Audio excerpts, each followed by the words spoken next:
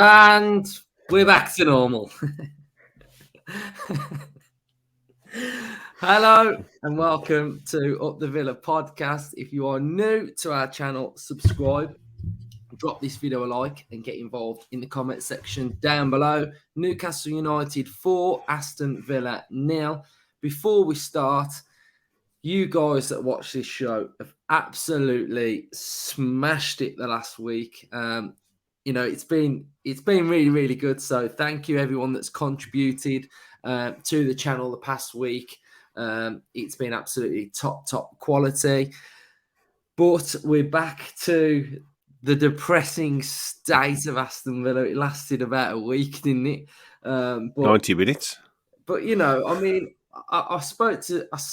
did a voice note this morning, and I said in the chat, this game just feels weird to me because whatever happens today, it don't really mean nothing, does it? Because Unai Emery is coming in the building, and the culture of the football club and everything that what he expects is going to drastically change. So, I woke up feeling a little bit of a random vibe about the game today, but I think it's highlighted exactly what we need again. And I thought against Brentford it was good, wasn't it? It was you sort of got that sort of they were just playing better and more freely, weren't they? The weight had been lifted off the shoulders, and maybe for that game and on that occasion, that was enough to get them through the game. That was enough to get the win. But you can't expect to just get those type of wins every single week with the way that we applied ourselves today, and it kind of mirrored some of the performances what we was getting out of Steven Gerrard, and fair play to Newcastle. That we said in the preview, we said in the predicted lineup that they're playing really well. They're being really well coached, and they're in fine form. So fair play to them. But today, Villa were just in that second half, just absolutely woeful. And I said before the Gerrard sacking that these players tend to revert back to type, and again, we did it today, didn't we? 1 goal went in, 2 goals went in, and then you start seeing the same old thing, don't you? Everybody's turning around, looking at each other, thinking, "What's going on? What's going wrong?" We're waiting for something to happen, and then the fourth goes in. And for me, there's one fundamental thing about this football team, and it is they just don't know what they're doing. They simply go on that football pitch and there's no philosophy. There's no style of play. If we had a style of play, they can at least try and revert and keep trying to do the things that they should be doing. But we just capitulate and we just implode. And, for one of their goals, I think it was they just steamed through us down the centre of the pitch. It went wide. And it's just so easy, and I just can't wait for Emery to just come in and have an ounce of coaching and an understanding of what we're meant to be doing, because we just devoid of any type of idea. And I think Danks did a really good job at the Brentford game, and it was sort of like heart desire to get us through and show that bit of passion and get to that second ball, but you can't do that over game after game, because there's good teams in this league and they'll turn you over, and that's what happened today. We got absolutely turned over in the second half. So these players are in for a rude awakening on Tuesday, because when Unai Emery comes in that building and he starts getting into them on that coaching pitch, he starts giving them debrief after debrief, the minute detail of what he's going to expect in these games. The details of probably if the ball goes out for a throw-in down the left-hand side, he's going to have a detail of what he wants and expects those players to do, because too many times I'm just seeing them just turn around, looking at each other and just caving in. And what I'm expecting to see from Emery as well, he's on the touchline. He's going to be in their faces all through the game, 90 minutes. They're not going to have a second to breathe. And that is going to be different as well. So fair play to Newcastle. They played really well. But, you know, so you got to look at some of them players as well. And I just wish they would stop feeling sorry for themselves. It's a massive frustration of mine. They just got that soft underbelly all the time. And I know we haven't got a manager, and I know we're in this limbo. New manager, 2 games. It's, you know, can't be too down on them, but it's that same characteristic what I see time and time again from them. And they're doing my head in. They're really doing my head in. And I want Emery to lay the law down on them, right? Because I want him to just coach the life out of them, because that's what I think they need. I think if they have any ounce of for themselves to make a decision, I don't trust them to do it at the minute, right? I want him to be a little maestro puppet on the touchline, like he's playing FIFA. I want him controlling the lot of them, because I don't trust any of them at the minute. So sorry, I've had a mini sort of rant and annoyance, but again, I'm seeing the similarities. Gerrard's gone, and they're still doing the same stuff, and it's really frustrating. Justin, go on. What people listening don't realise is we have these voice notes every day about these length of times, 4, 5, 6 minutes. Luke's musings on the current Villa situation. But you're right. Everything you've said is right. Last week felt like a weight had been lifted off everybody's shoulders: the fans, the manager, the temporary manager, the coaching staff that were left, the players played with freedom. The early goal obviously helped last week, set the tone for the game. 3-0 up after 15 minutes, couldn't have gone any better. And you're thinking, yeah, thank God it's over. Fast forward a week, and it's hard to digest it, to be honest, because I really thought the momentum of that game last week would be enough to give us a fighting chance today to get something out of the game. And I thought for the first half hour, we were competitive. We were everything I wanted us to be. We weren't bowing down to them. There wasn't, pounding us. They're in a massive purple patch of form, Newcastle. They're well coached. They're well drilled. Everybody knows what they're doing. He's got players there that were written off, have been written off. Almiron and Joe Linton. Were laughing stock at one point. A lot of these players, but it just shows what a good manager can do. And once the players start to believe and you get on this roll and this momentum starts building, this is what can happen, and this is what hopefully we can replicate now with our managerial change. And it's the reason we've done it, isn't it? Newcastle, for us, obviously, it's a very hard place to go. We haven't done very well there for a very long time. Penalty was just, they're giving it now, and we had a chat about this on the group chat, and they need to be looking at that rule, because it's not a correct ruling now for me. It should be, when a handball, it's when you're trying to gain a clear advantage. That's how I would word the ruling. Again, it's very ambiguous, because it's a very difficult thing to sort of rule on during a game, because you've got to decide whether they're trying to deliberately do it or not. But Ashley Young isn't trying to gain an advantage there. He's just simply trying to block, to stop the ball, and his arms up, because his momentum's carrying there. And they're given, and I'd want it given the other way because of the way the rule's written, because of the law. That's unfortunately, that's how it is. So we're 1-0 down. You're hoping at half time we can maybe come out and have a go at them, and they've just everything they've hit in the second half. First 15 minutes of that second half was very similar to us in the first 15 minutes of last week. They're just everything they did work, didn't it? Almiron's bent one in the top corner. We've obviously lost Emi Martinez to a head injury, and we couldn't live with them. We just couldn't live with them. Almiron goal, Justin. There's so much wrong with that in the build-up of that. Of course there is, yeah. I mean, It's gone through central midfield. Yeah. It's gone out wide.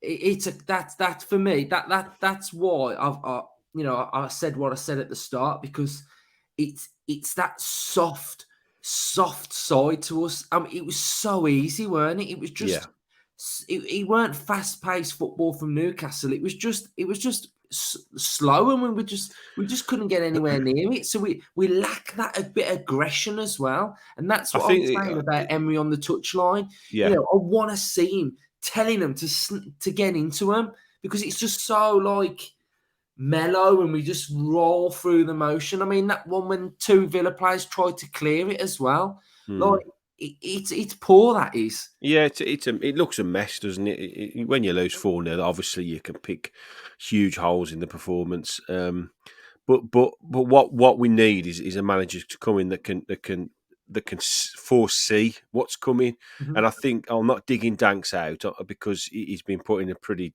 difficult position. Really, he got a result last week for reasons we've explained earlier. But today was a totally different kettle of fish, and I think a more experienced manager and the kind of coach that we have now hired in Emery, I don't think I wasn't anti him picking the same team at the start, so I can't say, with hindsight, I would have picked a different team, and obviously I would now. But I think the likes of an Emery would have picked a different team looking at that game now, as we're sitting here digesting it and trying to pull it apart.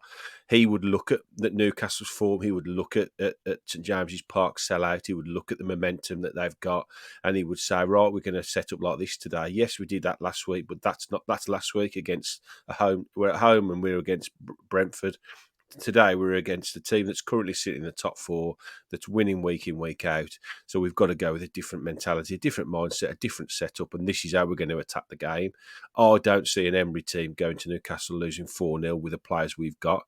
And that won't happen overnight. That's something that's got to be drilled into them over a period of time. It might not even, well, it will happen this season. I've no doubt it will be better this season because he's got plenty of time to work on them, and the World Cup brace come at a perfect time for him. He's got 3 games to see what he's got to deal with, and hopefully see the kind of thing that he's got to deal with over the next few weeks. And then he's got a break of a good few weeks where he's going to be having a lot of the players staying here with us, and hopefully after the break we'll see an Emery side start to emerge.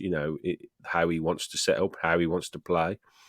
And that's what we've got to hope for, that we have hired an elite coach, and he possibly would have gone 4-5-1 today. He would have set it up different. I don't know. I really don't know how he would have attacked it, but I think my opinion is he would have attacked it differently to way Aaron Danks dealt with it, and that's through his experience and through the way he looks into every single aspect of the game. We spoke about it the other day on the pod, saying that he'll watch the opposition numerous times and he'll be drilling the squad over and over and over again. They're watching video upon video upon video.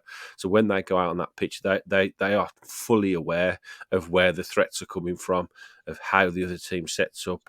And if this happens, we do this. If that happens, we do this. We will react like that. How we can try and get at them, how we can try and open them up and create chances. But ultimately as well, the problem is they've got to have the quality on the pitch, and we did have chances in the first half to score goals, and we didn't take them chances. Yeah. And in games like this, you have to take your chances. Yeah, I think what we'll see, especially from Emery as well, is when that game, sometimes I felt today it was a little bit like a basketball match at times. Yeah, it was It first was half, sort yeah. of, we were going forward, we might lose play, Newcastle go forward, then I don't think you'd see that with an Emery side. I think you'd see a More little bit measured. more organisation Yeah, and a little bit more structure. And I think that, especially when you're playing from home, I think you sometimes need that a little bit. you do. Because, like you say, first half, I thought it was pretty even, weren't it? Yeah, Really, I quite enjoyed the first half. I yeah. thought it was good, And good and, first half. and I did think we did play pretty well considering how good Newcastle were doing. But when they started to turn that screw, and when they got that second goal, even 2-0 in a football match, it's never done and dusted at 2-0. Because if you get that one goal, you're right back Yeah. in it, aren't you? But you never felt like at 2-0 we were ever going to get back in that game, did you? No, there's two ways that I think he'll come in. He'll come in and you'll have to utilise what we've got, obviously, because you can't change it, and he'll set us up better. I think we'll look better on the pitch. I think visually we'll see a better Villa start to emerge, and then after that, he then will have to decide whether the personnel are good enough. in every single aspect, every single position on the pitch. That there is big question marks over every area, really, because of where we currently are. Yes, I think we'll improve. I think he'll improve everybody we've got. But I do think he'll want one or two players at least in January to try and make us become better. We've got two players to come back, Carlos and Kamara, which again will improve Can't us. wait for Kamara to come back. Yeah, they will improve us, definitely. They are quality players. I mean, I would think you'll know all about Diego Carlos, obviously from Spain. So I would think he'll get the best out of him. And then ultimately, it's goal scoring, isn't it? Those chances today. Yeah, remember Callum that one Wilson when it just flashed across Watkins and he's missed he's it, and missed I'm it. like, Yeah. oh, just This is the difference, Newcastle have just got a bang it. striker that's in form, and not even.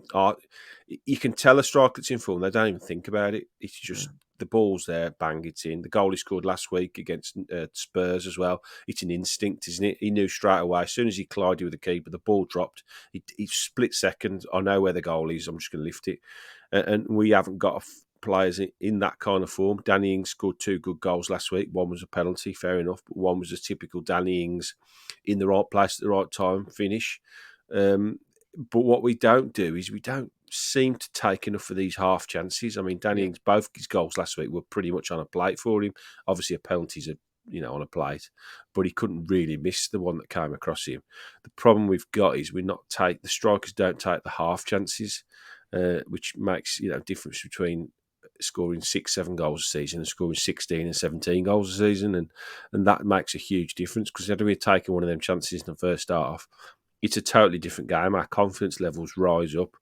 Newcastle fans are a bit quieter, and they don't concede many goals, so that all of a sudden they're up against something they haven't faced for a while. So yeah, goals do change games. It's a daft thing to say, but they do change games. I just think we just need this reset, and there's a reason why we're in the position we're in. It's because we've been a shit show for a long time under the old manager. So he's been fired. The new man's coming in today. Would, like you say, felt a very odd game, really odd day.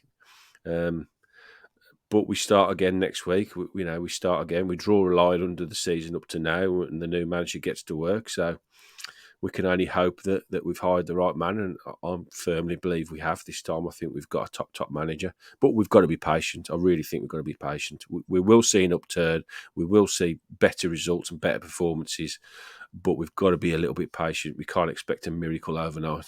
Yeah, it's ridiculous to think that he's gonna come in and we're gonna start playing like scintillating tick-attack football, because that's not his style anyway. So we just want improvement, don't we? Week in, week out. Consistency. We said it at the start of the season, the big word. Exactly. Consistency. I was just going to say that, and any of the viewers that watch this show, that watched us our preview, and what I was saying that I wanted this season was to be a little bit more like West Ham from last season, where if you're playing pretty shit, you can still draw 1-1, or you can still nick a 1-0 win or a 2-1 win, and you're churning out results. We don't seem to be doing that. We seem to be this season where, we haven't really played that great all season. To win, we have to play pretty well. Yeah. Everybody has to be an 8 or a 9 out of 10 for us to collectively get something. And again, I've said it on the pod numerous times that when one Villa player plays shit, they all play shit, and that is a massive problem. And we just need that strong base where every single week, if you are playing Aston Villa, you're going to have to play really well to beat us. Yeah. And everybody's sniffing around a 7 out of 10 every week, because if every Villa player's around a 7 out of 10, you've had a decent game, and that's not what we're seeing. So I think early on, it will be more defensive. I think he'll 100% shore us up. I think you'll see organisation. I think you'll see patterns. I think you'll see fast counter-attacking football. But he's got 3 tough games up until the World Cup. We got United twice and Brighton. So they're very, very difficult games. So I would just hope we can get through those 3 games. We're not in the relegation zone come the World Cup. And that World Cup period will be absolutely massive, and our season will start again on Boxing Day. And then from Boxing Day till the end of the season, you'll see a better version of Aston Villa. So that's what I'm hoping for. I'd hope for a reaction next week. I hope that, because it's his first game in charge, we can see a bit like, I suppose, the Aaron. That atmosphere with Emery coming in to Villa Park, it should be buzzing. It's going to be very, very good. Yeah, we've got to use that. We've got to utilise that, and the players should be up for it. It should give us a real. Hopefully, we can use it and energise us, and then we obviously go to Old Trafford for a cup game, which. Hopefully anything can happen in a cup game. Yeah, anything that might rest half the team. Hopefully, hopefully we can get through that, and then we go to Brentford, Brighton, who've just smashed Chelsea. So yeah, it is tough 3 games, but no games are easy, are they? And we've got to hit that level of consistency now. So I'm convinced it's the right man. I just want to see him get to work now and get and see what happens. Yeah, definitely. So, Villa fans, thank you for watching. We'll be back tomorrow with a player rating episode early on as well. So, there'll be some more Villa chat from us tomorrow. And then we'll start our sort of Emery preview all week. And we'll have lots of content coming next week as well. So, let's get to 10,000 subscribers. Thank you, everybody who's been watching us. And up the Villa. Up the Villa.